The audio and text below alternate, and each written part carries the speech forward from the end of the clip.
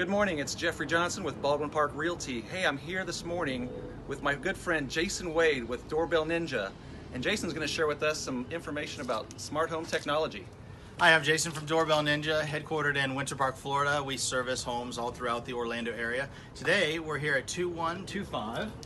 Yep, Sycamore, close to Baldwin Park, Winter Park, Florida. It is in Winter Park, Florida. It's close to Orlando. We're going to be installing the Ring doorbell. These are very popular. Currently, about 7% of households in the United States have smart doorbells. That's projected to go to 25% this year. So it's a huge year for home security because about 80% of break-ins come in straight through your front door. So now we're ready to install the Ring doorbell. And you have a few options. If the doorbell is right by your door, you can just install it directly with 4 screws. However, a lot of people in Florida have doorbells on the side. So usually what we'll do then is we'll install it